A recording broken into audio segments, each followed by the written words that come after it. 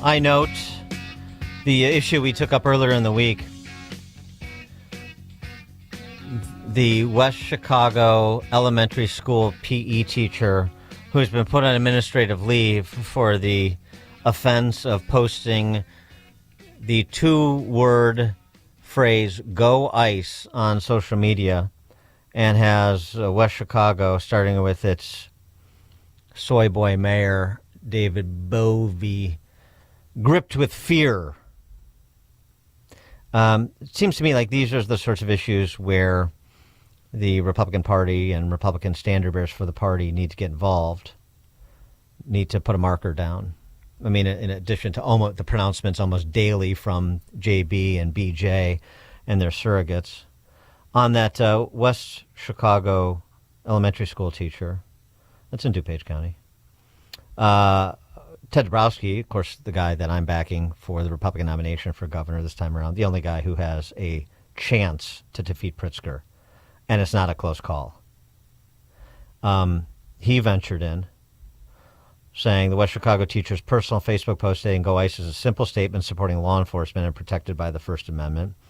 Local officials like the West Chicago mayor are effectively rallying the community against the teacher for a quote-unquote speech crime, which is no crime at all. There's no similar condemnation of top government officials, including Pritzker, who have constantly engaged in violent incendiary rhetoric against federal law enforcement officials, decrying them as authoritarians, fascists, jackbooted thugs. I mean, in his State of the State address, for God's sakes, Pritzker called Trump and, frankly, Trump voters Nazis. And yet we're supposed to be on our heels because somebody says "Go ICE," and which is, yes, that's exactly what it is. It's this supporting federal law enforcement under siege. Well, the Republican Party, and then the prospect we could have an opposition party in this state again that is viable, that's a worthy conversation in these times, in this election year. And to have it with us, we're pleased to be joined by Kevin Coyne, who's the chairman of the DuPage County Republican Party. They have a Lincoln Day coming up next month, Friday, February 27th at Abington Banquets, right there on Roosevelt Road and Route 53 in Glen Ellen. And the featured speaker, the keynote, is former Michigan gubernatorial candidate and podcaster Tudor Dixon. For more on all this, Kevin Coyne joins us. Kevin, thanks for being with us. Appreciate it. Hey, Dan. Thanks for having me. What about it? What about where the DuPage Republican Party is after, the DuPage Republican Party, once the arguably the strongest county level party in the state, it's the only other county more than 1 million people beside Cook, and it was a Republican stronghold. I mean, George Ryan in 1998, I remember, got 72% of the vote. And then over the intervening subsequent 15 years or so, it was lost entirely. So where is it today?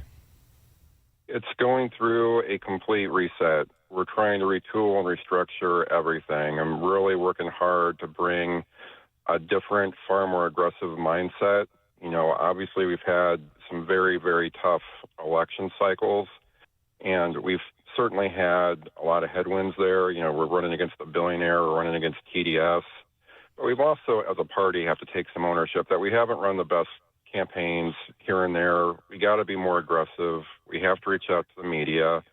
The Democrats, what I like to say, they are horrific on policy, but they are very formidable as a political opponent. And running, kind of quiet, mousy campaigns isn't going to cut it when you run against these guys. So we're really going to punch. I'm doing what I can to get our Republican base excited again. And we're going to fight hard. And I don't believe this is an impossible mission. We've had a lot of races that we've lost very, very close. We're going to give it a bigger ride here and to see if we can get some of these races turned around. I mean, what's the, it's people that say, oh, I want to get involved, or I want to do what I can do while I'm here, even if they have an eye towards the exit.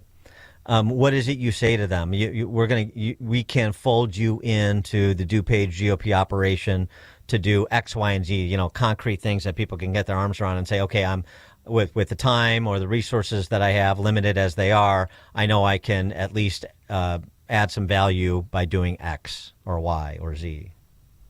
Well, we are running against an opponent, really J.B. Pritzker, who I think is every Republican's opponent de facto statewide, who has spent an unprecedented amount of money. Going back throughout political history, there's no one person that has dumped as much money into a political system as J.B. Pritzker has into the Democratic Party. And so they have unlimited resources. And to the extent we can get money in, that is tremendously helpful. But I'm also really, championing getting involved on a social media level. I really am a believer in that is where people are getting their news. The mainstream media and newspapers seem to be collapsing. We have to grow our social media platforms. We've certainly done that at the DuPage GOP. We have, I think, probably one of the more active political platforms in the state. So get involved there, and we need committeemen. We're thin on committeemen, unfortunately. So if that's something people would like to do, we certainly would love to have you in our township organizations. Just for example, these inflection points, like I mentioned, this it's not just what the teacher posted; it's the response from West Chicago Mayor Daniel Bovee.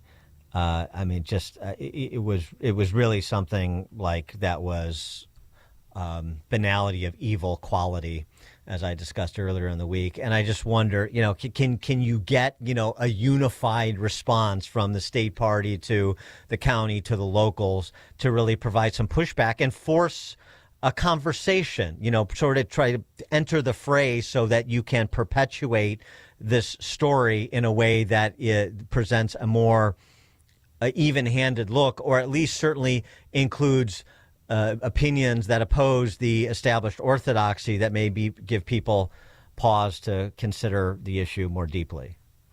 Yeah, I mean, we've already commented on that. I have a number of different opinions on when I see officials do things like what the West Chicago mayor did. In some respects, I almost just want to see him go, because this area is nowhere near as blue as what I think their activists perceive it to be. When you look at the heat maps down ballot, our countywide races have by and large been 1 and 2 and 3-point races.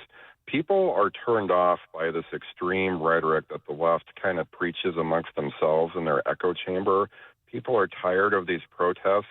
I can't. We're never going to beat them on protests, right? They have a protest out here seemingly every day about something else. I think we want to be the adults in the room. I think we call out the absurdity where we can on our platforms, but I don't think we're going to beat them, with the daily protests. I think we let them go, because I think it's starting to wear really thin with the independent voter. Oh, that's interesting. And the feedback that you're getting in terms of people being energized in this state for something other than Trump, are we penetrating the consciousness of center-right people where you live in Naperville or generally in DuPage County to say, Trump is not going to be on the ballot again, and so what are we going to do to try and translate this revolt against the ruling class we saw in 16 and revisited in 24? What are we going to do to have that happen here in Illinois and win some races that people don't expect us to win? Yeah, well, I don't believe J.B. Pritzker is a popular governor. He wins because he has an overwhelming political apparatus. But on the ground, even when you talk to Democrats, I don't see a whole lot of people jumping up and down over J.B. Pritzker. I think what we have to do is present a clearer alternative to what they offer, which is tax relief, public safety, not electing corrupt extremists at every level of government like the Democrats do. We have to show an alternative that is well organized and punching and be something that people are willing to invest in and get behind. And I can't say that we've clearly done that in recent elections. I think the DuPage GOP, it's been so strong for so long. I think we may have become a little bit of victims of our own success, and that we won just because for so long, and then all of a sudden we have this very formidable, opponent that I don't know that we were ready to take on. That's kind of the role I'm looking to create here, is that build something that is capable of taking on this political machine, and that's going to take a lot being loud and punchy. Yeah, right. I mean, and once it goes, boy, it goes in a hurry. You go from, sort of, oh, we lost to, a Black Swan event in Barack Obama. We lost the county. Okay, well, that's one thing. It's another thing to have a couple cycles later, legislators winning in leafy suburban DuPage communities like Anastasia Murray and Tara Costa Howard, these people that are way off the rails. I mean, truly, like, embrace the Marxist or Democrat socialist label in the way that Mamdani does, but without the happy-go-lucky personality. I mean, it's wild, I think, jarring to see who represents communities in that county, including, in and around where I grew up. It is, but I will say this, that even Democrats in DuPage view Ann as an extremist. I think even many Democrats are appalled as to where their party is. I think we've been losing, not because people are necessarily impressed by Anastasia Murray. The Democrats have effectively been able to draw a massive turnout through having a huge money advantage.